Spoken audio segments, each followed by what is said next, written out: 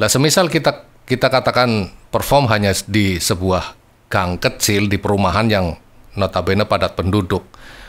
Kemudian kita gaspol dan dibikin horeg, ya nggak nyaman bos. Nggak nyaman bos. Jangankan kita mau main horeg gitu ya.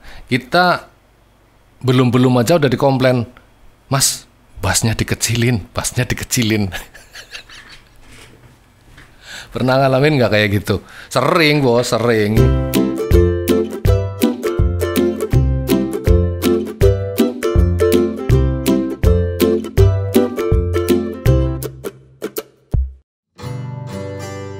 Hai bos, hari ini kita berjumpa kembali tentunya di channel kesayangan kita, Alicia Production, channel hiburan dan ilmu.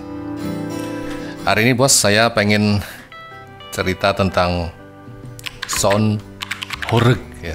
Sound horeg yang sedang fenomenal, sound horeg yang sedang viral ya di mana-mana dan juga dibully di mana-mana. Oke, tapi teman-teman silakan simak video ini sampai akhir supaya tidak gagal paham. Sebab resikonya kalau penjelasan ini kemudian tidak ditonton sampai dengan akhir, nanti ujung-ujungnya saya juga yang akan dibully. Oke, saya hari ini mencoba membagi dalam beberapa bagian. Yang pertama adalah apa itu sound horeg. Sound horeg sesungguhnya begini bos. Kalau dari konotasi bahasanya, horeg itu diambil dari bahasa Jawa. Yang kalau di bahasa Indonesia kan itu adalah menggelegar gitu ya, menggelegar. Jadi kalau suaranya menggelegar, nah itu boleh dibilang horeg lah begitu ya. Tapi kalau orang-orang di luar Jawa terutama ya, orang di luar Jawa itu yang tidak ngerti kadang-kadang pengucapannya itu salah ya. Pengucapannya ada yang horeg, ada yang horak ya. Jadi pengucapannya yang betul adalah horeg. Kenyang gitu ya, kita ngucapinnya itu kenyang, horeg. Nah kemudian apa itu sound horeg? Ya itu tadi penjabarannya adalah sound yang suaranya itu menggelegar. Nah ada lagi yang istilahnya bukan horeg tapi gler ya, gler. Nah ini juga ada istilah lagi nih, istilah dalam dunia sound system yang memang lahir dari Jawa terutama ya, dari Jawa. Kalau di Kalimantan saya kurang tahu, kalau di luar Jawa saya juga kurang tahu bahasa yang pas itu apa, tapi yang jelas antara definisi horeg dengan gler itu nyaris ya hampir sama gitu ya. Nah kalau gler itu cenderung ada di frekuensi bawah. Jadi kalau ya sama sih ya sebenarnya ya, antara gler dengan horeg itu beda-beda tipis gitu. Lalu definisinya sound horeg itu bagaimana? Sound horeg itu ya yang apa ya, yang lebih gaung dan kapasitas suara yang dihasilkan itu terutama dia menonjolkan pada frekuensi-frekuensi yang bawah atau frekuensi subwoofer begitu ya. Itu yang menjadi titik perhatian dari sound yang disebut dengan sound horeg itu. Dan sound horeg itu sendiri populer di daerah Jawa Timur, yang lahir juga dari sana karena inovasi ya, sebenarnya inovasi sound itu, dunia persoundan itu yang tren itu seperti apa gitu ya. Nah kemudian inovasi tersebut dari beberapa teman-teman Jawa Timur dan kemudian menjadi cocok di telinga ya rata-rata orang saja gitu ya. Rata-rata orang mengakui bahwa sound horeg ini banyak diminati begitu. Lalu apakah sound horeg itu hanya untuk Jawa Timur saja? Untuk saat sekarang kayaknya tidak bos. Sound horeg itu sudah hampir ya utamanya untuk Jawa ya. Jawa untuk daerah-daerah Pantura itu sudah mulai terkena imbasnya. Sebab gini, pengalaman saya kemarin waktu pas bulan Agustus itu saya jalan-jalan ke Brebes. Dan kebetulan ya umum lah, ada karnaval gitu ya, atau mungkin apa sih yang namanya tradisi 17-an itu, yang jalan-jalan di jalan raya itu karnaval ya, bener ya. Nah itu, dan ternyata hampir soundnya itu horeg semua bos, nggak ada yang sound ecek-ecek, itu nggak ada, soundnya itu horeg semua. Hebat, sungguh-sungguh hebat.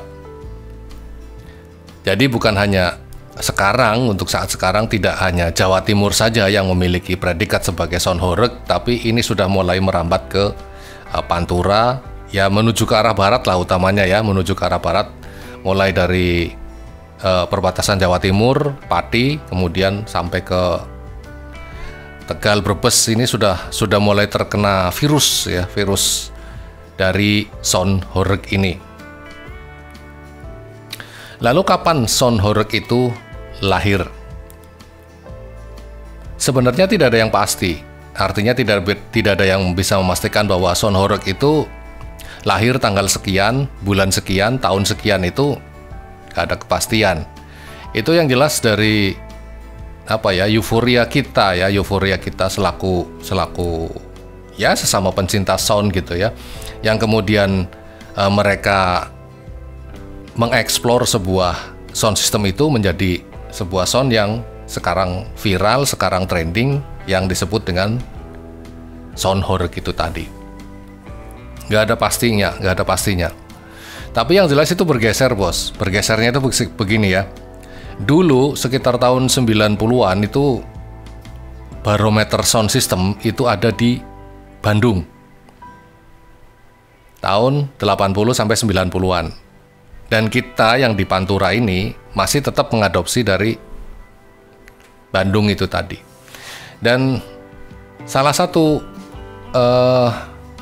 wujud dari kiblat kita atau barometer kita yang menuju ke arah Bandung itu, mungkin teman-teman yang lahiran tahun 9 tahun 80-an ya, atau mungkin yang 70-an ke sini, itu pasti sudah mengenal kit-kitan, produk kit-kitan ya, power kit-kitan itu yang dari Bandung. Rata-rata itu keluar dari Bandung bos.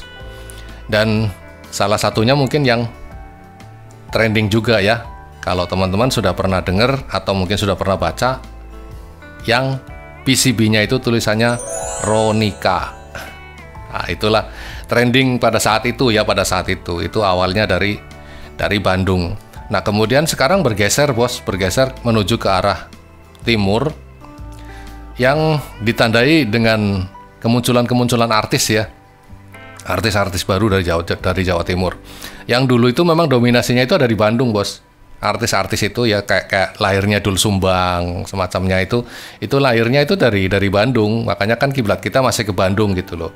Nah, kemudian berjalannya waktu, untuk saat-saat sekarang ya, 2000 kesinian lah kayaknya ya, itu kemudian lahirlah muncul kayak Monata, kayak Palapa gitu ya, terus muncul lagi Adela, terus muncul lagi Mahkota. Nah itu yang kemudian ternyata mampu menggeser posisi dari barometer yang awalnya kita kiblatnya ke Bandung, kemudian bergeser lari jauh ke Jawa Timur. Nah, karena di sana pemilik rental sound system dan terutama musisinya itu mampu berinovasi untuk menghasilkan sebuah karya yang menjadi fenomenal ini. Lalu kemudian ada pertanyaan lagi, apakah sound itu harus horeg? Jawabannya tidak bos. Kalau buat saya ya, tidak harus loh. Artinya begini, tidak semua sound itu harus horeg. Tergantung dari di mana kita performnya gitu. Lah semisal kita katakan perform hanya di sebuah gang kecil di perumahan yang notabene padat penduduk, kemudian kita gaspol dan dibikin horeg, ya gak nyaman bos. Jangankan kita mau main horeg gitu ya, kita belum aja udah dikomplain, mas bassnya dikecilin. Pernah ngalamin nggak kayak gitu? Sering bos, sering ngalamin kayak gitu. Jadi belum saja kita nyampe pada tingkat yang dinamakan horeg itu tadi, tapi kita sudah dapat komplain dari tetangga gitu ya, yang pasti mendekati operator dan bilang, "Mas, bassnya dikecilin, bassnya kegedean. Ya gimana kita bisa horeg kalau kayak gitu? Ya intinya kita menyesuaikan tempat saja lah ya. Kalau kemudian tempatnya itu ada di tempat yang lapang, yang jarak pandang kita itu cukup bisa memandang area yang jauh, mau sehoreg apapun, loss nggak masalah ya. Tapi kalau misalkan kita mainnya hanya di, ya kayak kota saya ya, Tegal itu kan kota yang padat penduduk, kemudian jalannya sempit-sempit lah, kita di situ mau main horeg ya bisa hancur kita soundnya ya, malah dipisoi. Nah, dipisoi itu apa ya? Dimarahi dimarahi sama orang-orang sekitar, dan akhirnya juga muncul ketidaknyamanan bagi tamu ya, jika kita kemudian dipakai soundnya itu untuk hajatan, misalkan ada resepsi kayak gitu ya, dan menjadikan tidak nyaman sebenarnya. Karena apa? Bising suara kita, hanya ketutup sama sound itu. Lah yang nyaman bagaimana? Yang nyaman ya sound tetap bunyi, tapi orang masih tetap bisa berkomunikasi gitu loh. Itulah yang penting. Jadi jangan kemudian kita ego selaku operator, kita gaspol gitu ya, sampai orang-orang tamu undangan itu nggak bisa berkomunikasi antara satu dengan lainnya, sampai ngotot gitu ya, keluar ototnya di sini ya, sampai ngotot. Nah itu nggak nyaman. Kalau seandainya posisinya seperti itu ya, usahakan senyaman mungkin supaya mereka yang menjadi tamunya itu bisa berkomunikasi dengan baik. Jadi kesimpulannya, apakah sound itu harus horeg? Saya jawab itu tidak. Artinya itu proporsional. Jadi di mana tempat kita ngamen, di mana tempat kita perform, ya di situ kita harus menyesuaikan tempatnya. Jadi nggak semua juga harus dibikin horeg gitu, nggak juga gitu loh. Ya, tapi bukan berarti saya tidak setuju dengan sound horeg ya, jangan salah, nanti dikiranya saya nggak setuju dengan sound horeg. Setuju saja kalau seandainya tempatnya itu memungkinkan, mau dihoreg sehebat apapun tidak masalah gitu loh. Apalagi untuk daerah Jawa Timur, mereka sudah punya tradisi ya, tiap tahunan itu saya dengar-dengar di setiap Syawal ya, setiap Syawal itu memang ada kontes gitu loh. Dan kemudian ini juga mendekati tanggal berapa ya? 26 kalau nggak salah, ini 26 Oktober juga ada kontes juga di sana. Jadi kalau seandainya kita tidak tahu seluk-beluk tentang sound horeg ini, mendingan kita belajar dulu gitu ya. Belajar artinya jangan sampai kemudian memunculkan apa ya, presiden buruk di masyarakat. Artinya gini, karena saya tadi di awal sudah cerita ya bahwa sound horeg itu banyak dibully sama orang-orang karena merusak lah ya, satu merusak fasilitas umum yang notabene kan begini ya, kalau teman-teman sudah pernah lihat konstruksi karnaval di Jawa Timur, itu kan satu truk kemudian belakangnya dibikin output speaker ya, artinya dipasang speaker bersusun-susun gitu, yang kemudian besarnya susunan box speaker itu tadi mengalahkan atau lebih besar daripada truknya itu sendiri. Nah kemudian ya otomatis jika kemudian melalui jalan-jalan yang sempit atau mungkin jalan-jalan yang ada pengkabelan dari PLN atau mungkin dari telkom ya, itu juga akhirnya kan nggak bisa lewat gitu loh, atau mungkin jembatan yang terlalu kecil. Nah yang ujung-ujungnya akhirnya jembatan itu dihancurkan karena supaya apa? Supaya truknya itu bisa lewat gitu loh. Tapi ini juga bukan sebuah fenomena negatif, artinya sound horeg itu ngerusak gitu ya. Nggak juga bos, nggak juga. Kalau kita mau belajar, jangan langsung menjudge, menghakimi. Mereka itu menghancurkan fasilitas umum itu dengan kesepakatan bersama. Artinya nanti akan dibangun lagi gitu loh. Bukan berarti sepihak dari pihak soundnya sendiri yang kemudian menghancurkan, enggak. Karena intinya pemilik sound system rentalnya ya, itu rentalnya, entah itu Mas Brewok, entah itu Riswanda atau mungkin apa yang lain-lain ya. Intinya itu mereka punya rental sound system yang kemudian karena suaranya itu horeg itu tadi, kemudian banyak yang menyewa gitu loh. Nah, pihak penyewa ini itu yang memfasilitasi, artinya kalau segala kerusakan dan lain-lain komplain dari rute yang dilewati itu, maka akan ditanggung oleh panitianya ini. Itu sudah kesepakatan bersama, jadi jangan sampai kemudian ada presiden buruk bahwa wah Son Horeg itu ngerusak, itu jembatan dirusak, terus rumah juga pada gentengnya pada melorot gitu ya, sampai pada jatuh gitu. Jangan termakan berita-berita bohong yang kemudian menjustifikasi bahwa Son Horeg itu ngerusak, Son Horeg itu merugikan dan lain-lain. Lalu kesimpulannya bagaimana? Ya kesimpulannya itu tadi, kalau saya sih sebenarnya Son itu tidak harus Horeg gitu ya. Proporsional saja, tahu tempatnya gitu ya, tahu tempatnya. Di mana-mana yang kalau kita mau Horeg ya ngukur tempat gitu ya, ngukur tempat. Artinya gini, kalau kemudian kita rental lalu kita mainnya itu dalam sebuah gedung dan kita bikin Horeg, ya jelas bos, nggak bisa caranya kayak gitu. Satu itu tamunya itu nggak nyaman, yang kedua fasilitas umum pasti akan rusak gitu ya. Ya diantaranya kaca ya, kaca-kaca gedungnya itu pasti pada rusak, kemudian gentengnya itu pada melorot. Lalu gimana acara bisa berjalan dengan baik kalau seandainya kita dalam sebuah event itu, misalkan dalam gedung, kita nafsu pengennya Horeg gitu ya, itu jelas tidak mungkin. Jadi sebenarnya apa ya, tergantung kitanya saja ya, selaku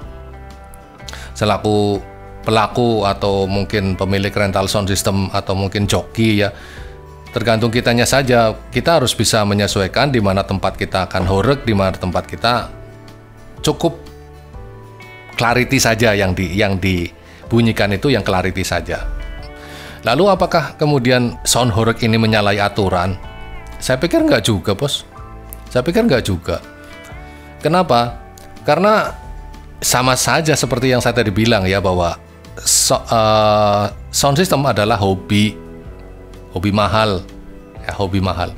Nah, setiap manusia, individu itu pasti punya hobi. Entah itu yang hobi burung, entah itu yang hobinya mancing, entah itu yang hobinya motor, mobil dan lain-lain. Itu semuanya pasti ada sebuah komunitas yang kemudian ya sering lah mungkin teman-teman lihat lomba kicau burung atau lomba cross motor ya, atau mungkin lomba apalah yang sekiranya itu hobi gitu ya. Artinya ada sebuah pertandingan.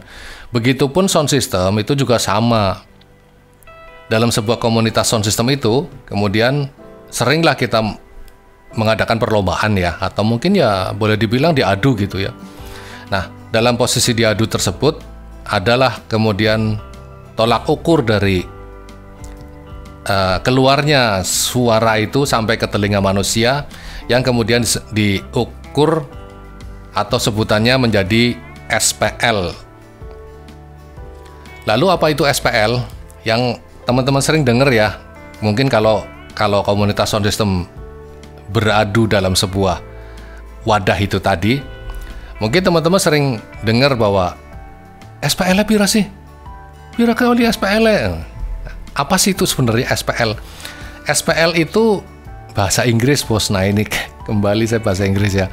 Bahasa Inggris bos, bukan bahasa Tegal, bukan bahasa Pemalang, bukan bahasa Brebes ya. SPL itu artinya sound pressure level ya. S-nya itu sound, P-nya itu pressure itu tekanan. Level itu tingkat ya, tingkat. Jadi mengukur tingkat tekanan dari sebuah sound system itu. Lah kemudian hasilnya atau hasil ukurannya itu diukur berdasarkan desibel. Atau mungkin teman-teman sering dengar, saya ya, terutama saya yang sering bilang sekian dB, sekian dB. dB itu maksudnya adalah singkatan dari desibel. Disingkat menjadi huruf D dan huruf B.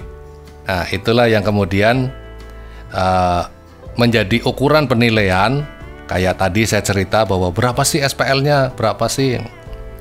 Nah, selain itu juga dalam lomba tersebut juga dilombakan tingkat clarity-nya, SQ, sound quality. Jadi tidak cuman ya kalau seandainya misalkan diukur dengan SPL itu tadi, bising nggak bisa didengar, bener nggak bisa didengar. Wong dia cuman ngukur hanya berapa sih kemampuannya dia bisa mengeluarkan tekanan itu, sampai kemudian dari jarak speaker itu ditata sampai dengan ke tempat operatornya itu berapa desibel SPL-nya bisa dihasilkan gitu loh. Nah itu tadi penilaian yang pertama ya. Kemudian yang kedua adalah clarity-nya. Lah clarity ini adalah detail. Jadi detail dari tiap-tiap frekuensinya itu bisa keluar. Misalkan dari mid high, kemudian dari low-nya, dari subwoofer-nya, bisa clarity, bisa seimbang lah. Itu ada penilaiannya tersendiri. Itu dalam sebuah komunitas sound system. Ya selera juga teman-teman, kalau mau ikut ya monggo, kalau mau enggak juga nggak masalah kok. Artinya tidak ada paksaan juga bahwa setiap pemilik rental sound system itu harus punya komunitas, harus ikut lomba. Enggak juga, nyatanya saya juga nggak pernah ikut lomba bos. Ya bukan berarti apa-apa, sound kit terbatas dan saya juga soundnya hanya untuk itu tadi, kebutuhan yang rental, yang intinya itu bukan untuk balapan gitu ya.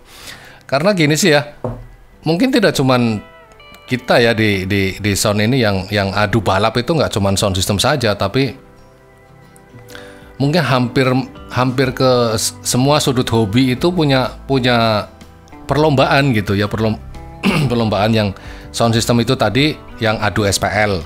Kemudian ada motocross yang adu kecepatan, adu ketangkasan dan lain-lain. Kemudian ada lagi yang lain juga, misalkan kita hobi burung, juga lomba kicaunya kayak apa gitu.